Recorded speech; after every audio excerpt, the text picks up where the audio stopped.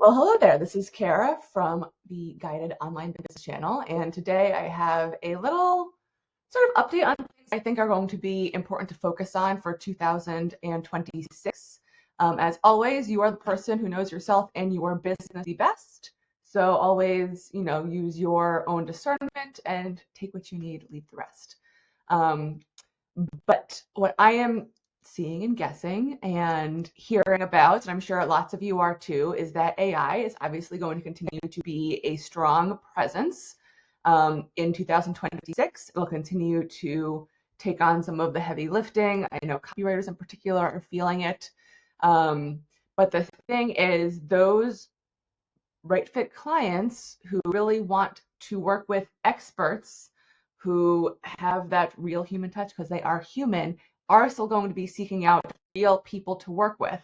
So the people who are going to be happy with their chat GPT bots, let them do that. But the ones that really want that connection to coach them, to guide them, this is how you're going to reach those people in 2026. Let me make myself a little smaller. All right. So first thing that you need is a high quality lead magnet. This is no different than what's been going on forever. Lead magnets are not dead, are still the best way to get people onto your list.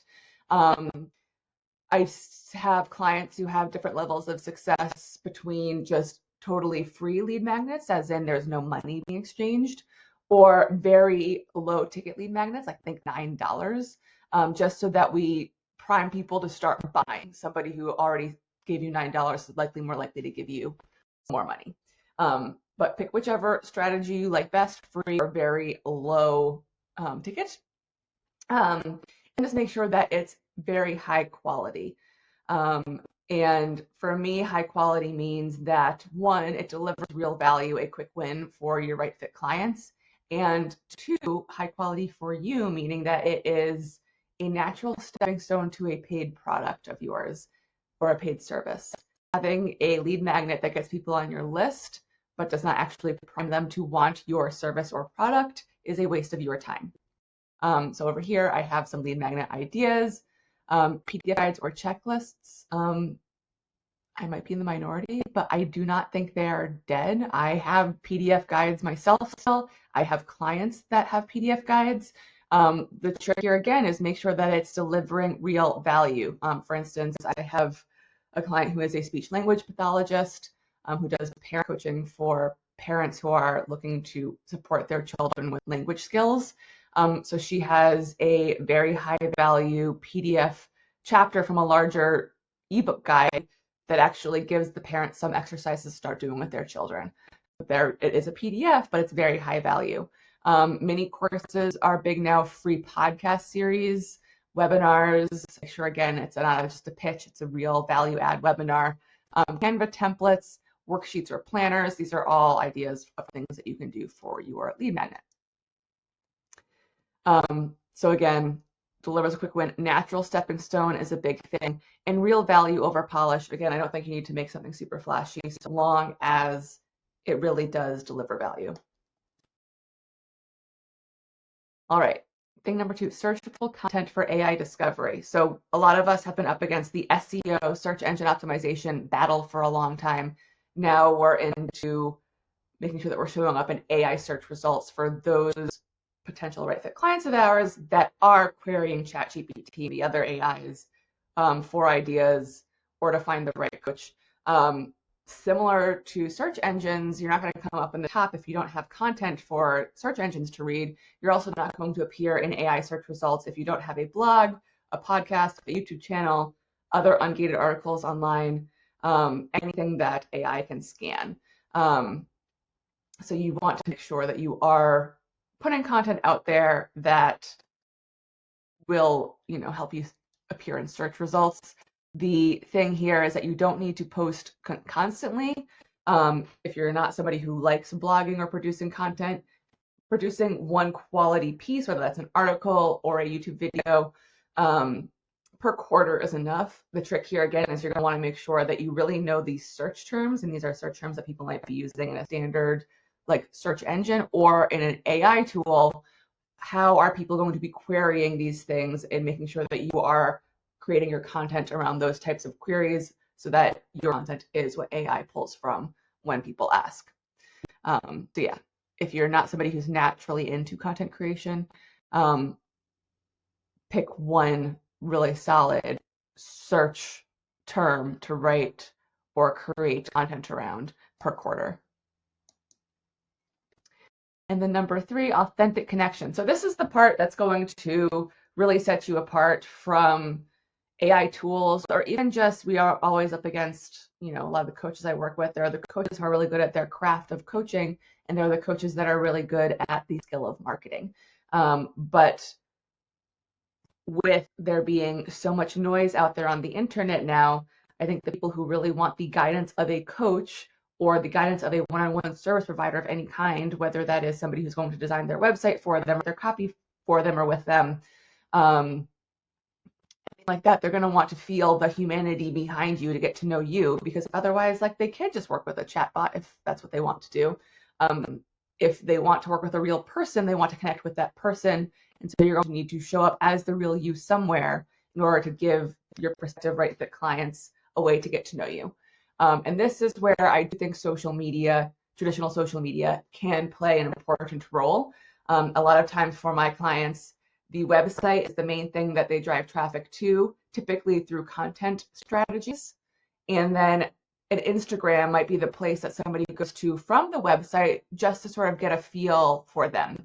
This is even true for more traditional service providers. Like, I work with a landscaping company, for instance, where leads that come to his website from Google Ads, typically, they will then actually go to his Instagram as sort of a portfolio. So like, having content there can be important in that sense. So if you're somebody who enjoys a platform like Instagram, that might be the place you show up more as the real you, not as a polished bot, because that's where you're going to sort of infuse your personality and your unique point of view so that people know who they're going to be working with. So that's where traditional social media channel might be beneficial. If you're not into that, you might do monthly Q&A sessions, have sort of an ungated free monthly Q&A where people can get on with you live and sort of get to interact with you, sort of get a sense for your teaching style and your personality. I'll note, like, one of the copywriters that I partner with a lot, Lauren Van Mellum of Truer Words by Lauren.com. She has a monthly Q&A. It's called Craft and Copy Hour, where she kind of does knitting or a craft while people ask her questions about copy. And it's a really great, like, display of who she is as a human, and an opportunity for people to get to know her. You can use your newsletter, if you are somebody who writes a newsletter, to really infuse your personality. So this is somewhere where, like, you would use personal anecdotes or share certain things just so that somebody who might want to work with you gets a real sense of, who you are. Community access, so you could do something where, that's something I'm thinking of doing myself, actually. Anyone who opts in for a lead magnet all the way through people who have paid products have access to a community space. And this is where you might show up and provide guidance and sort of give people a sense of who you are, your teaching style, and your knowledge base. If all of this sounds terrible to you and it's all too much, then at minimum, just have a very stellar about page with connection points on it that don't just speak to your credentials or your craft, but really sort of paint a picture of who you are more broadly. So again, just reinforcing this authenticity piece and being able to convey it online matters more than ever, because more and more people are shouting to the void online. More and more people are using AI to create incredible amounts of content. But if that content isn't infused with their real self, your content will outshine it. So this is sort of the 3 pieces you can put your energy into in order to attract clients who truly align with your values, help you build deeper, longer lasting relationships. This is also important for networking and creating leverage across sort of different niches with other professionals. If you're doing network marketing, again, AI is a mass aggregator, so anything that AI is producing is based on everything else that's out there. If you are finding ways to make sure that you are infusing yourself, you're going to stand out from that sort of sameness that AI is pointing out there. And this can also create genuine trust before a first sales call if you are showing up as yourself consistently across channels. So again, just recap, high quality lead magnet, make sure it's delivering a quick win, but also that it is connected to one of your products or services, that there's a clear stepping stone from the lead magnet to something that's paid. Otherwise, yes, it's great value, but it's maybe not going to be the most effective use of your time. Um, Establish a searchable content strategy. If you're somebody who likes producing content, you can be more active, or you can just do something once per quarter, and then choose your authenticity channel. And this is where it can take the pressure off some of these traditional social media channels. They can be more fun if you are there to sort of, showcase who you are and connect with others, as opposed to trying to make sure that it's driving leads all of the time. All right. So stay relevant, stay human in order to stay found in 2026. Just as a final note, if you're looking for some help in planning this out, I do have a 3-day free challenge in December of 2025 if you're watching this before that. Otherwise, the link below will be a waiting list, or it'll be some other resource for you. But if you want to map out sort of your strategy for 2025, you can check out the New Year Next Level free not masterclass, free challenge below.